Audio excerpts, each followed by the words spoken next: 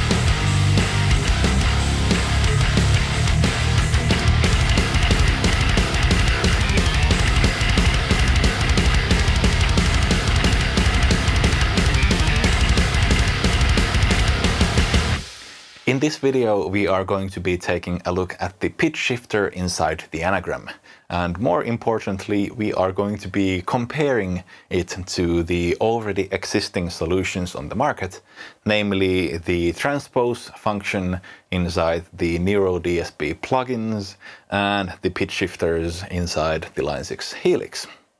We have already used the pitch shifter inside the anagram for the intro song, since that song was originally recorded in drop D and was shifted to drop C 2 semitones down for the intro track. During the breakdown we shift even further from drop D to drop A sharp, so 4 semitones, to get a nice kind of modulation during the breakdown. After the pitch shifting we are running into a NAM capture that I made of my pedal board, so this whole tone is a very accurate representation on how my live tone would sound when using the pitch shifting inside the anagram. This is not so much the case when using the Helix or the Neural DSP plugins, since those two don't support captures of any kind. The Anagram Pitch Shifter is fairly simple and very agile. This pitch shifter can shift your signal up or down up to 12 semitones, so a full octave, and also has fine-tune capabilities. Both the dry and the wet signal have their own level controls, and there's also a low-pass filter control for softening our tone, as pitch shifters easily get a bit shrill. The Neural DSP pitch shifter that we are going to use is the transpose function that's found on their new X series plugins. This one just does what it says on the tin. It can transpose your signal up or down by up to 12 semitones. No other controls. The Line 6 Helix has multiple different pitch shifters, but we are going to be focusing on the two that I find the most viable for this sort of thing. Those are the polycapo and the whammy. The polycapo has a lot of controls that immediately give me a bit of anxiety, and we are also going to be disqualifying it immediately. The reason is not the controls itself, but the polycapo does something weird to our transients that is very different from all the other pitch shifters that we are going to be talking about in this video. The polycapo also eats up processing power inside the Helix like a madman. So here is an example on what it does to our signal after just 2 semitones of downtuning.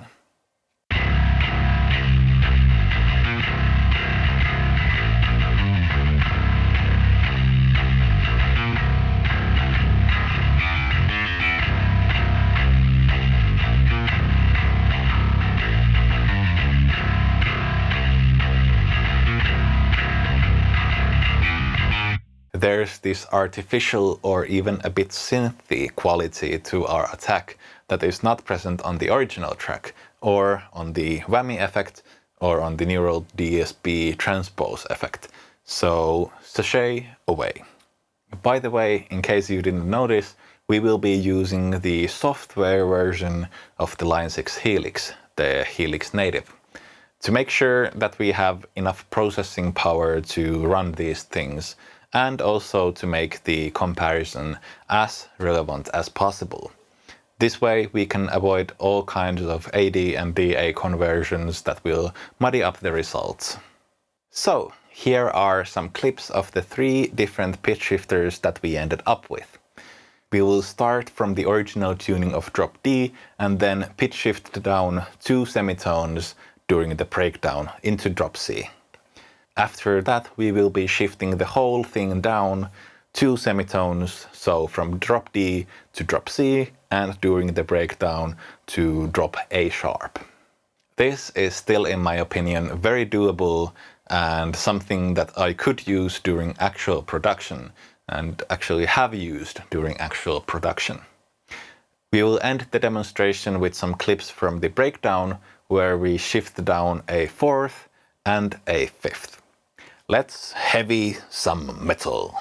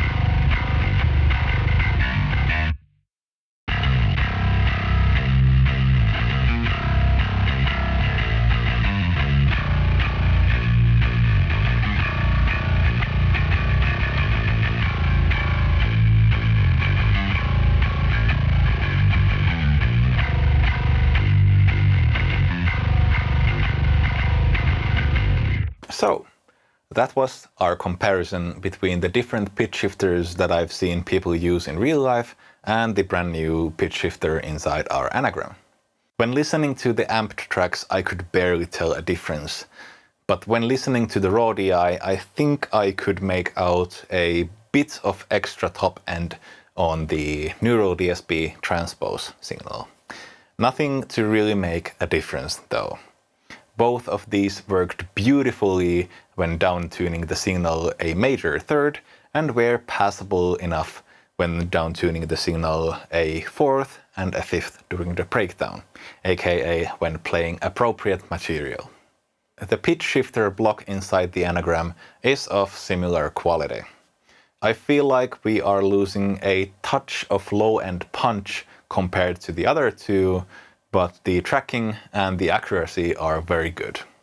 And to be honest, I'm not even really sure we are losing anything. All of these sound so similar to each other that it's hard to make an accurate analysis. Every time that I think that I've found a solid difference between all of these models, I check back and it's just not there anymore. So they are all very good, and that's the end of my analysis. One thing that lifts the pitch shifter inside the Anagram above the others is the filter cutoff setting. When pitch shifting stuff down, if you just shift the whole frequency range down, you will be shifting the initial note, the harmonics of that note, and also the attack of your signal, the initial burst of high frequency energy, and that doesn't sound natural anymore. What most polyphonic pitch shifters do instead is that they somehow decouple the note and the attack from each other and only shift the note down, which can sometimes leave the attack a bit too shrill to my tastes. This filter cutoff control lets you tame those high frequencies as much as you like, and a bit of taming usually, in my experience, makes the sounds much more pleasant and much more usable.